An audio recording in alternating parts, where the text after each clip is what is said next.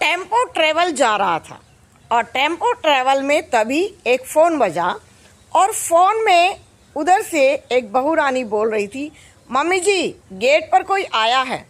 और डोरबेल बजाकर वो पूछ रहा है कि आपके यहाँ कूलर है क्या, क्योंकि आजकल के ज़माने में कूलर कम और एसी ज़्यादा है। तो सास ने इधर से कहा था, नहीं बेटा गेट नहीं खोलना है, कोई भी हो।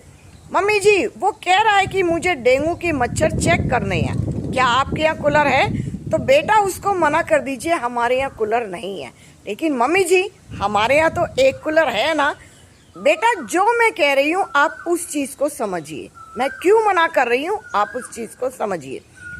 कोई भी अनजान व्यक्ति मेरे से बाद में घर में आता है तो आप उसके बारे में बात नहीं करेंगी।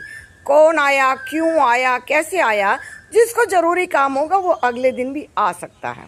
और एक बात और समझो बेटा, आप मेरी बेटी हो, बहू के रूप में आई हो। मैंने अपनी बेटी की हमेशा सुरक्षा की है, मैंने हमेशा उसे बड़े प्यार से रखा है और अनजान लोगों से बचा कर रखा है, दूर रखा है। आजकल तो आप जानते ही हैं वैसे भी साइबर क्राइम कितने हो रहे हैं, कोई भी किसी भी वेश में आ सकता है। हमें तो उसका आई कार्ड भी चेक नहीं करना है, आप गेट नहीं खोलोगी।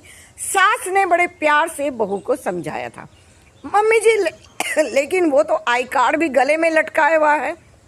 कोई बात नहीं बेटा, भले ही लटकाया हो, अगर उसे होगा तो वो दोबारा भी आएंगे और हमारे इस पर निशान लगाकर चले जाएंगे। लेकिन जितनी ध्यान मैंने अपनी बेटी का रखा है उतना ही मैं आपका भी रखती हूँ।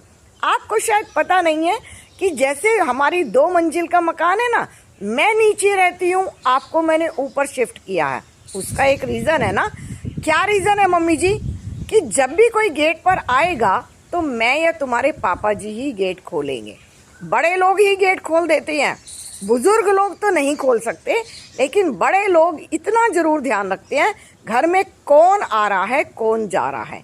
हमारे अपने भी कई बार हमें घातक सिद्ध हो जाते हैं, हमारे अपने ही जानने वाले कई बार हमें हानि पहुंचा देते हैं। तो आप मेरी बहू हो, मेरे घर का मान सम्मान हो, आप मेरे घर की इज्जत हो, आपको संभाल कर रखना मेरा फर्ज है।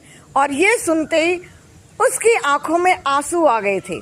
माँ से ज़्यादा प्यार किया था सास ने, माँ से ज़्यादा देखभाल करी थी सास ने, माँ से ज़्यादा सोचा था सास ने।